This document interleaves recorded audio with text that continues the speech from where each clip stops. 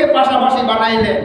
ওয়ামা আরসালনাকা ইল্লা রাহমাতাল লিল আলামিন। হে নবী, আপনাকে তমাম জগতের জন্য করুণার মুক্ত প্রতীক হিসাবে রহমত স্বরূপ আমি প্রেরণ করেছি। আল্লাহ বলেন, হাবিব আপনার পাওয়ার কত? আমি হইলাম রব্বুল আলামিন আর আপনি হইলেন রাহমাতাল লিল আলামিন। আমার আলোচনা যেখানে আছে ও নবী, আপনার আলোচনাও সেই জায়গায় আছে।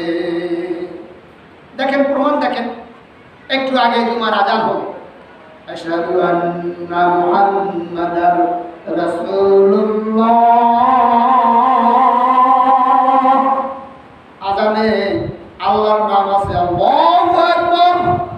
পাশাপাশি দয়ার নবীর নামটাও আল্লাহ সেট করে দিয়েছেন। আবার দেখেন ইকামতে দয়ার নবীর নাম আছে, আবার দেখেন নামাজের মধ্যে দয়ার নবীর নাম আছে, আছে না? আসসালামু আলাইকা আইয়ুহান নাবিয়্যু ওয়া রাহমাতুল্লাহি ওয়া বারাকাত। এরপরে দরুদ শরীফ আছে না, আল্লাহুম্মা সাল্লি আলা সাইয়্যিদিনা মুহাম্মাদিন নাবিয়্যিল উম্মি ওয়া আলিহি ওয়া সাল্লিম। আমরা দরুদ ইব্রাহিম পড়ি, আল্লাহুম্মা সাল্লি আলা সাইয়্যিদিনা মুহাম্মাদিন ওয়া আলা আলি মুহাম্মাদ কামা সাল্লাইতা আলা ইব্রাহিম ওয়া আলা আলি ইব্রাহিম ইন্নাকা হামিদুম মাজিদ। আল্লাহ বলেন, হাবিব আমার নাম যেখানে আছে আপনার নামও সেই জায়গায় আছে। আযানে পাইলাম, ইকামতে পাইলাম, দরুদ শরীফে পাইলাম, নামাজের মধ্যে পাইলাম, লাওহে মাহফুজে আছে। এরপরে আসেন কোরআনের শরীফের ভিতরে, কোরআনে কারিমের ভিতরে প্রত্যেকটা অক্ষরে অক্ষরে আমার নবীর নাম আছে। তালাশ করে দেখছেন একদিন? আল্লাহ বলেন, কুল্লামা যুকিরতু মাই। নবী গো, আমার আলোচনা যেই জায়গায় হয়, ও নবী আপনার আলোচনাও সেই জায়গায় হয়। বলবেন হুজুর, কোরআন শরীফে প্রত্যেকটা অক্ষরে অক্ষরে রাসূলের নাম দেখাইতে হবে। আপনি দেখেন, প্রমাণ নেন। আলিফ আরবিতে হরফ হলো 29টি। প্রথম হলো আলিফ, আলিফে আহাম্মদ। আল্লাহর নবীর এক নাম কিন্তু আহাম্মদ। আসমানে আহাম্মদ, জমিনে মুহাম্মদ। মিমে মুহাম্মদ, মিমে মুস্তাফা, মিমে মুহাম্মাদুর রাসূলুল্লাহ। বা হলো বাশীর। আল্লাহর নবীর নামের একটা বাশীর শব্দ আছে, বাশীর। এরপরে আলিফ বা তায়ে তাকি, সবচেয়ে বড় মুত্তাকি। এভাবে পরে জিম হলো জামিল, সবচেয়ে বড় বেশি সুন্দর। তামাম জগতের মাঝে দয়ার নবীর মতো এত সুন্দর চেহারার মানুষ আল্লাহর জমিনে আর কেউ নাই। তিনি জামিল। হা, জিমের পরে হানা, হা মানে হামিদ। সবচাইতে বেশি প্রশংসাকারী হলেন আমাদের নবী মুহাম্মদুর রাসূলুল্লাহ সাল্লাল্লাহু আলাইহি সাল্লাম। খাতামুল আম্বিয়া, খাতামুন নবী, দিয়া খাতামুল আম্বিয়া। এভাবে বলতে বলতে 29টা আছে। কথা বলছেন? রাহমাতুল লিল আলামিন। দাল জাল রয় রাসূল, রয় রাহমাতুল লিল আলামিন।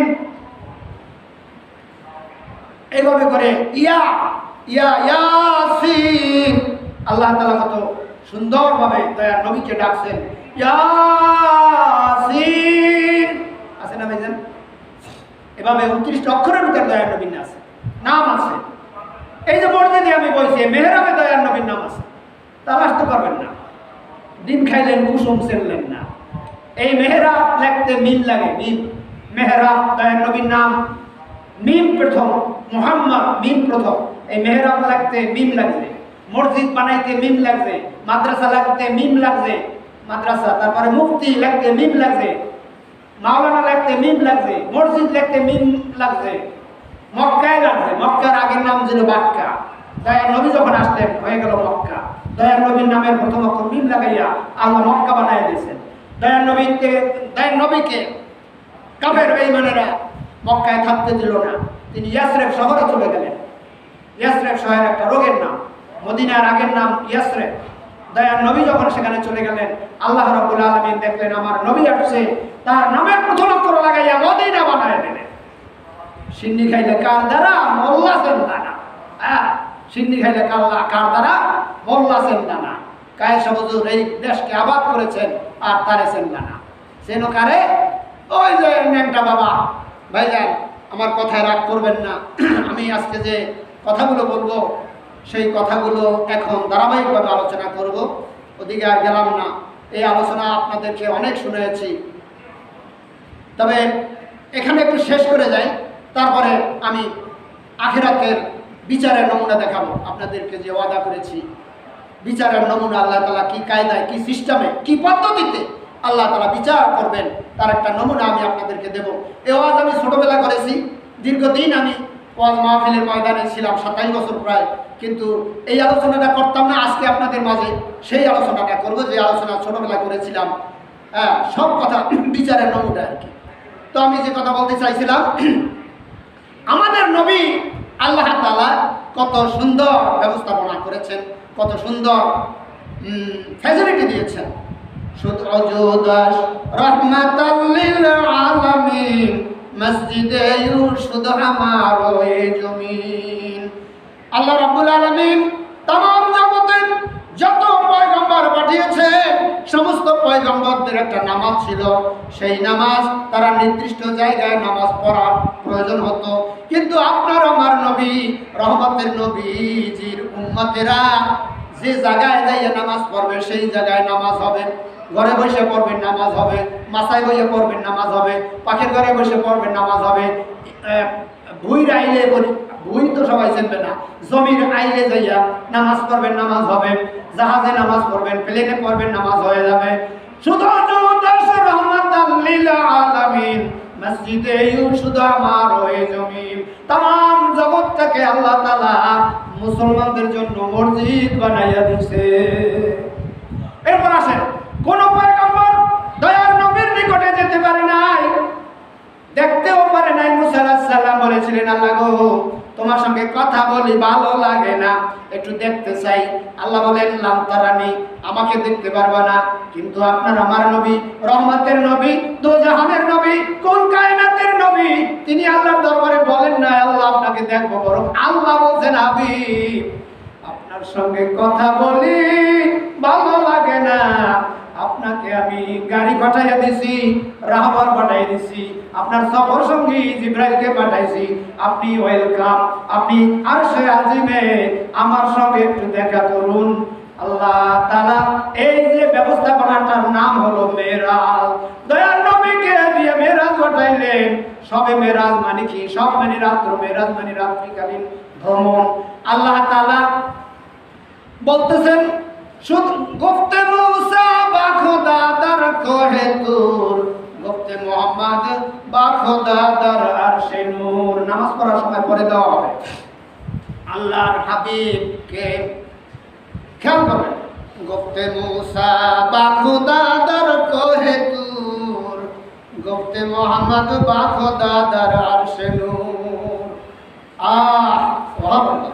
মুসা আলাইহিস সালাম কোহে তুরে বসে 70,000 নূরের পর্দার উপর বসে কথা বলেছেন, দেখার সৌভাগ্য হয় না।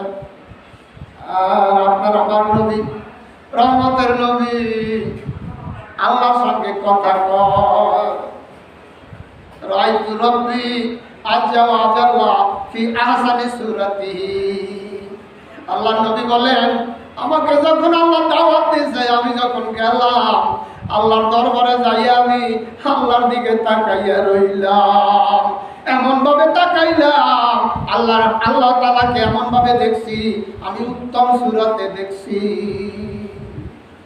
প্রেম যদি করবি রে মন সব ছেড়ে চল মদিনায় আমার দয়ার নবী যেই দেশে ঘুমায় আমার জিন্দা নবী যেই দেশে ঘুমায় তোরা দেখলে ছবি পাগল হবি দেখলে ছবি পাগল হবি কাঁদবি বসে নিরালায় আমার দয়ার নবী যেই দেশে ঘুমায় আমার জিন্দা নবী যেই দেশে ঘুমায় আপনার আমার নবী রহমতের নবীকে আল্লাহ তাআলা বলেন নবী আপনি আমার বাড়ি আসছেন কি নিয়ে আসছেন আল্লাহর হাবিব কয় আল্লাহ আপনার বাড়িতে আসছি কিছু না নিয়ে কি আসা যায় এই বাড়ি গেলে কিছু লইয়া যায় আমিও আপনার দরবারে আসছি আপনার জন্য আমি নিয়ে আসছি 3টা হাদিয়া কি হাদিয়া একটু পরে হাদিয়াটা আল্লাহর নবী হাদিয়াটা দেওয়া শুরু করলেন আত্তাহিয়াতু লিল্লাহি ওয়াস সালাওয়াতু ওয়াত তাইয়্যিবাত তাহিয়াত সালাত তাইয়্যিবাত অর্থাৎ বান্দা যে ইবাদত বندگی করে 3 প্রকারের ইবাদত মালি ইবাদত আত্মার ইবাদত শারীরিক ইবাদত আর বলেন এই যে রুকু করেন সিজদা করেন এটা শারীরিক ইবাদত আর একটা হলো আত্মার ইবাদত রোজা রইছেন কোন জায়গায় রাখছেন রোজা দেখাইতে পারবেন এটা আত্মার ইবাদত আর একটা হলো শারীরিক ইবাদত আত্মার ইবাদত মালি ইবাদত মালি ইবাদত বলা হয় টাকা পয়সার ইবাদত টাকা পয়সা দিয়ে ইবাদত করা যায় হজ করতে জানে এখন 10 লাখ টাকা লাগে দিয়া এই 10 লাখ টাকা দিয়েছেন এটা ইবাদত না এই টাকা পয়সা দিয়ে ইবাদত এই 3 প্রকারের ইবাদতকে বলা হয় তাহিয়াত সালাত তাইয়্যিবাত আর আরবিতে বলা হয় আত্তাহিয়াতু লিল্লাহি ওয়াস সালাওয়াতু ওয়াত তাইয়্যিবাত এই 3টা হাদিয়া গাঠুরি বান্দা আল্লাহর দরবারে যখন পেশ করলেন আল্লাহ বলেন হাবিব যা আমি চাইছি তাই তো আপনি আনছেন আমি বড় খুশি হয়ে গেছি আপনি হাদিয়া আনছেন 3টি আমিও আপনাকে 3টা হাদিয়া দিলাম আসসালামু আলাইকা আইয়ুহান নাবিয়্যু ওয়া রাহমাতুল্লাহি ওয়া বারাকাত সালামত রহমত বরকত ব্যাখ্যা দিতে পারবো না জুমার দিনে তো অত ব্যাখ্যা দেওয়া সম্ভব না তো এটা ইশারায় বুঝে নেবেন যে আল্লাহ তাআলা তার নবীকে আবার 3টা দিলেন সালামত মানে শান্তি রহমত আমা আরসালনাকা ইল্লা রাহমাতাল লিল আলামিন আরেকটা আছে বরকত এই 3টা হাদিয়া আল্লাহ তাআলা দয়ার নবীকে দিলেন দয়ার নবী হাদিয়া পাইয়া কি যে খুশি হইয়া আবার বেজার হইছে আল্লাহ বলেন নবী আবার বেজার হইলেন কে আমার বাড়ি আইছেন আপনি আনছেন হাদিয়া 3টি আমি দিলাম হাদিয়া 3টি নবী কয় আল্লাহ গো গুনাহগার উম্মতের কথা মনে হচ্ছে আপনি আনছি 3টি আপনি সমান সমান দেন 3টি আমার গুনাহগার উম্মতের ওয়াক ও আল্লাহ বলেন আমি এই জন্য তো আপনাকে আমার বাড়ি আনছি আপনার উম্মতের জন্যই সব দেব নেন আপনি আসসালামু আলাইনা ওয়া আলা ইবাদিল্লাহি সলিহিন কিয়ামত পর্যন্ত যত নেক বান্দা আসবে সলে বান্দা আসবে আপনার উম্মত আসবে সকলের জন্য এই হাদিয়া পাক করিয়ে নিয়ে যান আমরা যে নামাজের মধ্যে আত্মায়াত করি এর ব্যাখ্যা যদি আপনারা জানতেন তাহলে কি অন্যদিকে খেয়াল যাইতো হাদিয়া দেওয়া নাও করি আল্লাহর সঙ্গে যাবো দিয়ে আর যাবো না আমি যে ওয়াদা করেছিলাম বিচারের নমুনা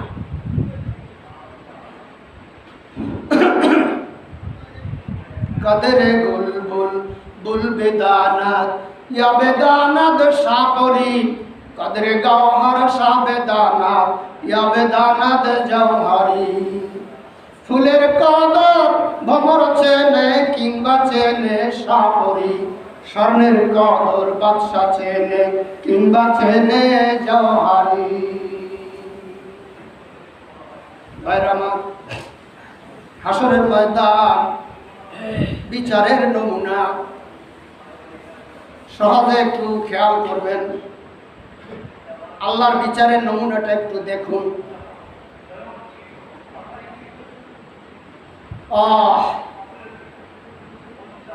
এক ব্যক্তিকে ডেকে বলবেন, বান্দা তুমি কি আমল করছো? বান্দা বলবে, আল্লাহ আপনার এত রিপোর্টার থাকতে আমার জিজ্ঞেস না, তোমার মুখে শুনতে চাই। বান্দা বলবে, আল্লাহ গো, দুনিয়ায় ভালো ভালো কাজ করি আইছি, মসজিদ করছি, মাদ্রাসা করছি, মানুষের উপকার করছি, অনেক কাজ করছি, নামাজ করছি। আল্লাহ বলবেন, দেখি তোমার আমলনামা। আমলনামা দেখে কইবে, বান্দা ভালো কাজ তো মোটেও করো না, সব থেকে খারাপ কাজ করি আইছি। আল্লাহ আপনি জানেন না, আমাদেরকে বানাবার সময় ফেরেশতারা ভেটোতে ছেলে যে মানুষ যদি বানাইয়া লাভ কি? নাহানু মুসাব্বিহু বিহামদিকা ওয়া নুকাদ্দিসু লাক। আমরা নামাজ পড়ি, রুকু করি, সিজদা করি, তাসবিহ করি, আবার মানুষ জাতি বানাই লাভ কি? আল্লাহ বলছিল না? বলে হ্যাঁ বলছিল। তো তোমাদের বক্তব্য কি? কালে ওরা যে আমাদের বিরুদ্ধে লেখছে, এইটা বলতেছে। আমি ভালো কাজ করছি, ফেরেশতারা বানাইয়া উল্টা এই কিরামান কাতিবিন লেখছে। দেখেন তো অবস্থা, কাশিগুড়িয়ার লোক জানা থাকে। বাইরে আমার এই অবস্থায় আল্লাহ রাব্বুল আলামিন মুখে মোহর মেরে দিবেন। আলতু ফালতু কথা আর চলবে না।